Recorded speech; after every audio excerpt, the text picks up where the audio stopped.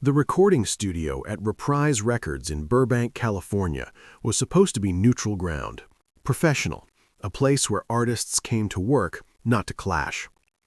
But on a Wednesday afternoon in March 1970, neutrality disappeared the moment Frank Sinatra walked into Studio B and found Johnny Cash recording without authorization from the label's executives.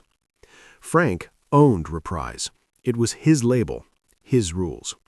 And Johnny Cash was using studio time that hadn't been cleared, recording material that hadn't been approved, with session musicians who hadn't been contracted through proper channels. Frank didn't raise his voice. He didn't need to. He just stood in the doorway and waited for Johnny to acknowledge him. What happened in the next 15 minutes would determine whether Johnny Cash stayed on the label or whether his contract would be quietly terminated before the week was out. If the stories that don't make it into the industry legend matter to you, consider subscribing. This is where we tell them. By 1970, Johnny Cash had signed with Reprise Records after years with Columbia. The move had been strategic. Reprise had money, distribution power, a roster that included some of the biggest names in American music. But Reprise also had Frank Sinatra, not just as an artist, as the founder, the authority, the man whose approval or disapproval could make or break careers within the label's ecosystem. Frank ran Reprise differently than most record executives. He wasn't interested in committees or consensus.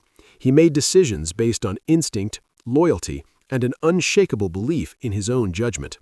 If you were on his good side, doors opened, studio time became available, producers returned your calls. If you weren't, you found yourself scheduled around, delayed, quietly discouraged from pursuing projects that didn't align with Frank's vision for what the label should represent.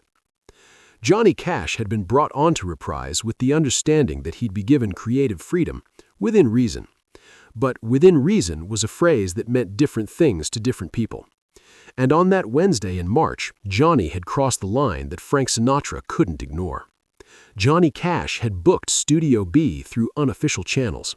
Not through the label, not through his manager.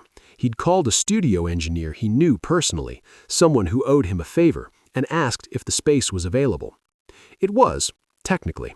The room wasn't reserved, no other artist was scheduled, but protocol required that session time be cleared through Reprise's production office, especially for contracted artists. Johnny had bypassed that entirely. He'd brought in his own session musicians, bass, drums, rhythm guitar, men he'd worked with before, players who understood his sound without needing extensive direction. They'd been recording for 2 hours when Frank Sinatra arrived. No one had told Frank about the session. He'd come to the studio for a different reason, a mix review on one of his own tracks, and heard music coming from Studio B as he walked past. He recognized Johnny's voice immediately. Frank stood outside the door for a moment, listening. Then he opened it and stepped inside. The music stopped. The session musicians looked up. The engineer at the console froze, one hand still on a fader. Johnny Cash stood in the isolation booth, headphones around his neck, holding his guitar. He looked at Frank through the glass. Neither of them smiled. Frank Sinatra didn't walk into the control room. He stayed just inside the doorway, hands in his pockets of his tailored slacks, his posture relaxed, but his presence filling the space. "Didn't know we had a session scheduled," Frank said. His voice was even, conversational. The engineer started to speak. Frank raised one hand slightly, stopping him. Johnny stepped out of the isolation booth. He set his guitar on a stand and walked toward the control room, but he didn't enter. He stood on the other side of the glass, looking at Frank through the window. "We don't," Johnny said. Frank's expression didn't change. "Then what's happening here?" "Recording," Johnny said. "On my label." "On the label I'm signed to, yes." The room was silent except for the low hum of equipment. Frank stepped further into the control room. The engineer shifted his chair back slightly, giving him space. "You know how this works. You want studio time, you go through production. They schedule it, they budget it, they make sure everything's cleared." "I know how it works," Johnny said. "Then why didn't you follow the process?" Johnny was quiet for a moment. Then he said, "Because I would have been told no." If you've ever had to choose between asking permission or asking forgiveness, leave a comment. Sometimes the only way forward is the one they didn't approve. Frank Sinatra looked at Johnny Cash for a long moment. Then he walked over to the console and glanced at the track sheet, song titles written in pencil, none of them familiar. "What are you recording?" Frank asked. "New material." "For what album?"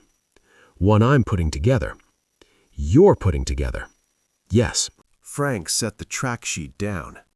"Johnny, you're under contract. You don't just put together an album, you propose it.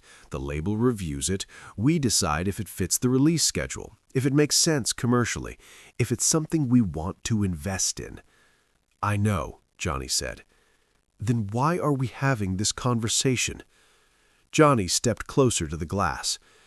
"Because every time I propose something, I get notes.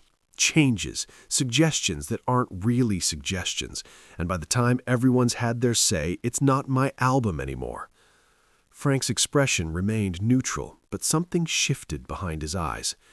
"That's how the business works."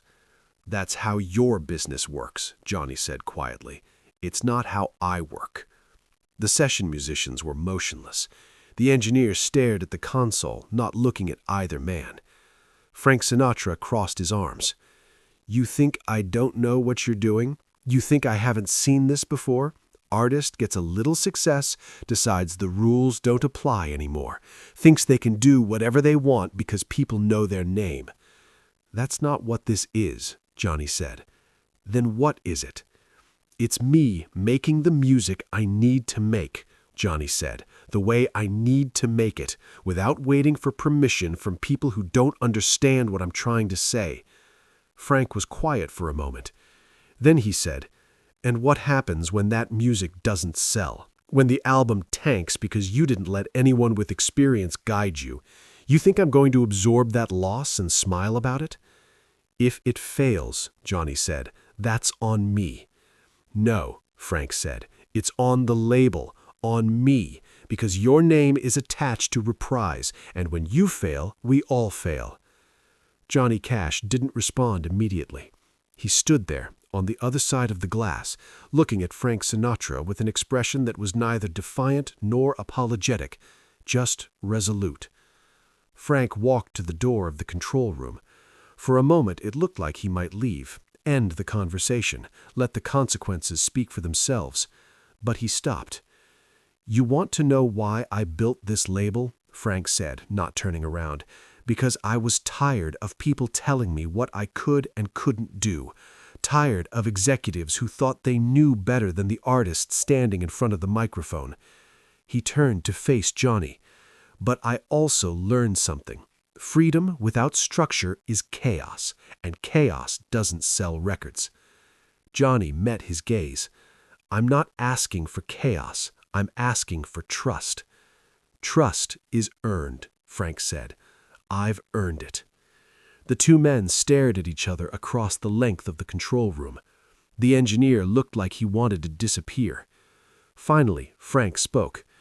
"You've got 2 hours. Finish what you started. Then we're going to sit down, you, me, and your manager, and we're going to talk about how this moves forward." He paused at the door of the control room.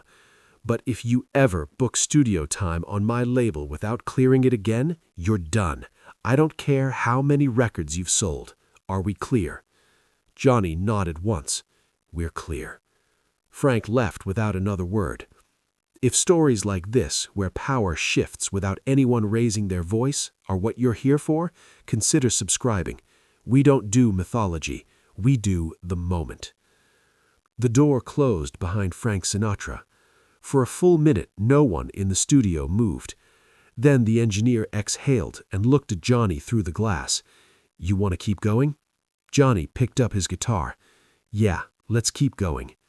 They recorded for another 90 minutes.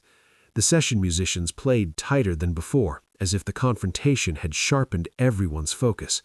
Johnny's vocals were deliberate, controlled, every word weighted. When they finished, the engineer asked if Johnny wanted to review the takes. Johnny shook his head. "Send them to my manager. He'll handle it from here." 3 days later, Johnny Cash, his manager, and Frank Sinatra sat in a conference room at Reprise's offices. The conversation was professional, cordial even.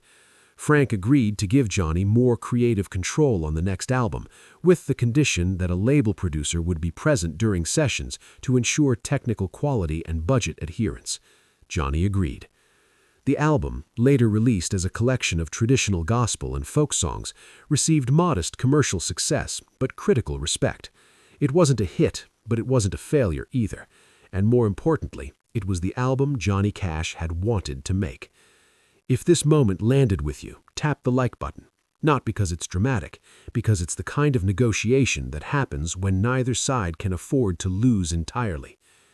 Years later, when asked about working with Frank Sinatra, Johnny Cash was careful with his words. He said Frank was professional, that he understood the business better than most, that Reprise had given him opportunities he wouldn't have had elsewhere. But he never said it was easy, because what happened in that studio wasn't about friendship or mutual respect. It was about power. Frank Sinatra had built an empire by refusing to compromise on his own terms, and then expected everyone who worked within that empire to operate by the same absolute standards. Johnny Cash had built a career by refusing to let anyone else define what his music should be, even when it cost him contracts, relationships, and commercial success. And when those two forces collided, the only resolution was negotiation. Not victory, not surrender. Just the acknowledgement that both men needed something from each other, and neither was willing to walk away entirely. Frank needed artists who could bring credibility and substance to his label. Johnny needed the infrastructure and reach that only a major label could provide. So they found middle ground. But it wasn't comfortable, it wasn't clean, and it required both men to accept something they weren't accustomed to accepting, that they couldn't have complete control.